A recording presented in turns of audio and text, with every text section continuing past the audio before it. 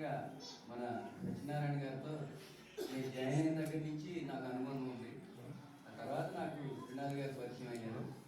తర్వాత మన వెంకటేశ్వర అన్న ఛానల్ తర్వాత నేను జాయిన్ అయిన 10 సంవత్సరాల తర్వాత నాకు పరిచయం అయ్యింది. అయితే ఎన్నో ఒడిదుడుకులకి ఓడ్చి ఆ కంపెనీలో చాలా కష్టపడ్డాం. ఒక స్థాయికి రావడానికి దాదాపుగా 30 ఏళ్ళు పట్టిన తర్వాత కానీ మేము స్టేజ్కి రాలేదు. పిల్లలను చదివించడం, చిన్న చిన్న జీతాలు, ఆ రకంగా చాలా వ్యయ ప్రయాసాలకు వచ్చి ఈరోజు స్థితికి రావడానికి ఇందాక విష్ణుమూర్తి గారు చెప్పినట్టు ఒక జాలీగా పని ఆటోకి ఉండొచ్చు, కానీ సరదాగా అన్ని కులాల వాళ్ళతో, అది ముఖ్యమైన విషయం మనం తెలుసుకోవాల్సిన విషయం. ఎందుకంటే మనకి అన్నదమ్ముల్లాగా ఇప్పుడు భార్య పిల్లలతో మనం కొన్ని గంటలు గడపగలుగుతాం, వాడితో 12 గంటలు దాదాపుగా ఉంటాం. అంటే అనునిత్యం సరదాగా మాట్లాడుకునేవాళ్ళు, కోపతాపాలు, ఎన్నో విషయాలు ఉంటాయి వాడితో. కానీ మనకి కావాల్సినవి సమకూర్చి మనకి ఏం కావాలో ఒక భార్యగా నీ వెనకున్న ఆడపడుచులు ఎవరైతే ఉన్నారో, ఇంకా వాళ్ళ కష్టం ఒంటరితనం, మనం వెళ్ళగానే వాళ్ళకి ఏం చేయాలో తెలియదు. మనకన్నా బాగా వాడు పడతారు. ఫస్ట్ వంట చేయడం కానీ, టిఫిన్లు కానీ, ఏదైనా కానీ మనకు సమకూర్చే విషయాలు, వాళ్ళ కష్టాన్ని మనం ఎప్పుడూ మర్చిపోకూడదు. అయితే జీవితం అనేది ఒక రైలు ప్రయాణం లాంటిది. మన డెస్టినేషన్ రాగానే ఆ రైలు దిగిపోతాం. అట్లాంటిదే ఈ పదవి విరమణ తప్ప మన జీవితంలో అంతా అయిపోయిందనేది కాదు. వీళ్ళ ముగ్గురిని చూడండి, మళ్ళీ పెళ్లి చేస్తే రెడీగా ఉన్నారు. అలా ఉన్నారు. కొందరు ఉంటారు 60 ఏళ్ళు రాగానే ఇక నడవడం కూడా చేత కాదు. అంటే వీళ్ళ అదృష్టం ఏంటంటే వీళ్ళు క్వాలిటీలో పనిచేశారు. మేము హార్డ్ వర్క్ చేయొచ్చు, కానీ వీళ్ళంతా క్వాలిటీలో పనిచేశారు. ఇక మా త్రినాథ్ అన్న అయితే 35 ఏళ్ళు అంటే ఎవడైనా నమ్ముతాడు, అట్లా ఉంటాడు ఆయన. కాబట్టి వ్యాపకాన్ని పెంచుకోండి. సర్వీస్, పబ్లిక్ సర్వీస్ చేయొచ్చు. మనవాళ్ళతో మమేకమై ఉండొచ్చు. ఏ కులం వాళ్ళకైనా సరే, వాళ్ళ ఎన్నో బాధలు ఉన్నాయి సమాజంలో. వాళ్ళందరికీ సహాయం చేసుకుంటూ మనకి చేతనైన సాయం, అది రూపాయి రూపంలో ఉండాల్సిన అవసరం లేదు. నీకు జీతాలు లేవు కాబట్టి ఆర్థికంగా ఆదుకోవాల్సిన అవసరం కూడా లేదు.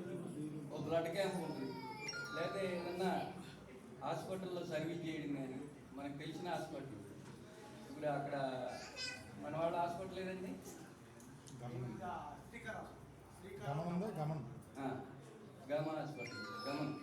ఇట్లాంటి హాస్పిటల్ ఏదైనా సర్వీస్ చేయాలన్నా మనం వెళ్ళి, విష్ణుమూర్తి గారు కూడా అనేక సందర్భాల్లో స్వీట్ పంచడం, లేదా పళ్ళు పలహారాలు పంచడం, ఇట్లాంటి కార్యక్రమాల్లో మనం సరదాగా గడపచ్చు. అవసరమైతే మనం నీ అనుకున్న మహిళలను కూడా తీసుకెళ్ళి ఇన్వాల్వ్ చేయొచ్చు. మహిళా మండళ్ళు ఉన్నాయి మన సమాజంలో. అక్కడ ఇందాక కాలనీలో చెప్పినట్టు ఏ కాలనీలో అయినా మనం సమూహంగా పనిచేయడానికి ఉత్సాహంగా ఉండి సమాజ సేవలో కూడా పాల్పంచుకుని మీ శ్రేష్ఠ జీవితాన్ని ఆనందంగా భార్య పిల్లలతో గడపాలని చెప్పి కోరుకుంటూ, ఇక్కడ ఆరోగ్య విషయం ముఖ్యమైన విషయం. యోగా అని, ఎక్సర్సైజ్ అని ఇందాక మన విష్ణు గారు చెప్పారు. ఇట్లాంటివి ఇన్వాల్వ్ అయ్యి ఆరోగ్యం ముఖ్యంగా కాపాడుకుంటే ఇంకా కొన్నాళ్ళు అందరితో మనకేంటంటే ఆరోగ్యం అనేది సిరి సంపద లాంటిది. డబ్బు సంపాదిస్తాం. మన టాటా గారు చనిపోయారు, ఏం పట్టుకెళ్ళాడు? ఒక కీర్తి, ఒక పేరు. ఏదైనా కానీ మనం ఎంటున్నప్పుడు అదే మన కీర్తి, మనకు ఒక పేరు తెచ్చి పెడుతుంది. అట్లాగే మీ చుట్టూ ఉన్న ఫ్యామిలీస్, ఇప్పుడు ఆయన కూడా ఇందాక మన విష్ణు గారు ఆయన బాధలన్నీ చెప్పారు. పాపం నిజమో కాదో తెలియదు, కానీ ఆయన పెద్ద స్టోరీ రాసేయచ్చు. అందుకని అట్లా ఏమి ఫీల్ అవ్వాల్సిన పని లేదు, ఆయన సరదాగా చెప్పారు.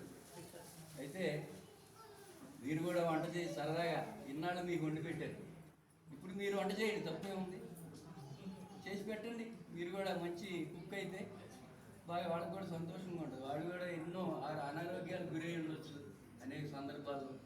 అవి ఏంటో కనిపెట్టుకుని మనం కూడా ఇవాళ మీరు సాయం చేయొచ్చు. ఇందా చెప్పినట్టు కుర్రోళ్ళలాగా ఉన్నారు, కానీ 25% లేరు. కాబట్టి దయచేసి మీరందరూ కూడా బయట రిటైర్డ్ అయినా కానీ మనం అందరం రోజువారీ కలవచ్చు.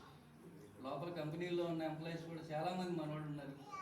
బయట వాళ్ళతో కూడా సరదాగా గడుపుతూ మీ జీవితాన్ని సాఫీగా సాగిపోయేటట్లు ఆరోగ్య జాగ్రత్తలు తీసుకుంటూ మీ జీవితాన్ని ఆనందమయంగా గడుపుకోవాలని చెప్పేసి కోరుకుంటూ ఇక్కడికి ఇచ్చేసిన పెద్దలందరికీ మనస్ఫూర్తిగా ధన్యవాదాలు తెలుపుకుంటూ నాకు ఈ అవకాశం ఇచ్చిన విష్ణు